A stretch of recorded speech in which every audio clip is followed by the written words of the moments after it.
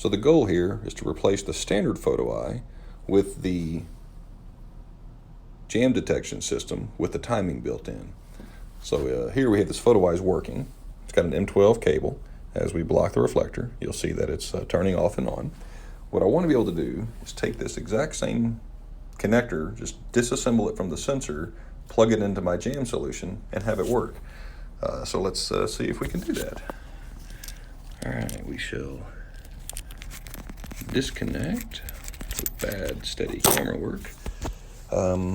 Here's our jam detection I/O block with the logic built into it.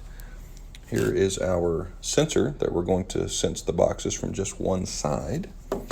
And then here's the splitter that we have. The long-term solution would be to get this molded, but as of right now, we have a field wireable that has a female PicoFast M8 connector, as well as a male M12 Eurofast connector.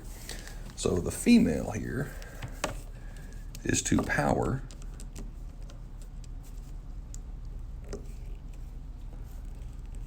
the actual I/O block.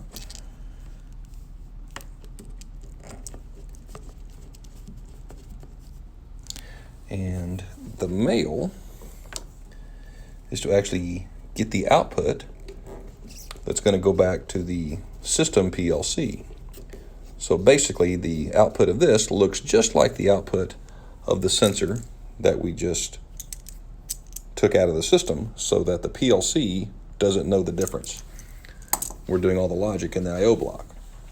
Now we need to connect. So what's needed here is the sensor, the I/O block, an Ethernet cable just for programming, our splitter, which handles the output back to the system and the power to the block, and a cable to connect our sensor. This light here is just an extra to show off what's going on. So I'm going to now assemble the cable onto the sensor.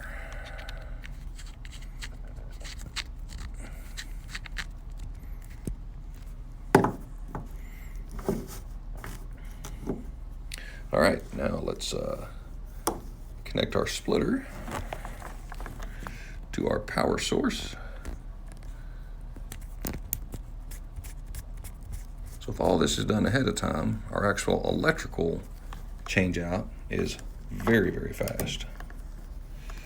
All right, so now we have our power supply. We've added our splitter. You can see that the block has power. And the green light is just indicating that we're ready to go. Again, not used for the actual application. So now, as long as we're moving within our outside of our jam tolerance, then the light's going to stay green, and then our output here is not coming on. If we get a jam, that will be when things are stopped for up to 5 seconds.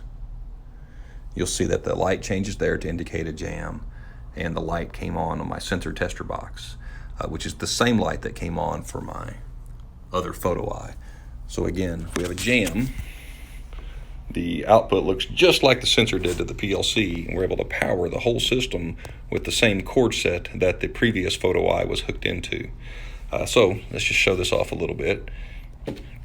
It clears automatically, and as long as we're moving, we're okay. But if something gets in place and it's vibrating but it's not moving too much, then we get into jam mode.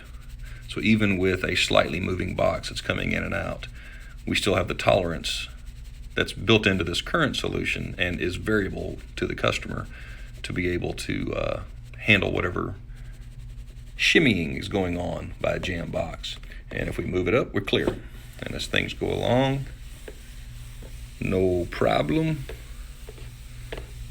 And if we stop, we count down to 5.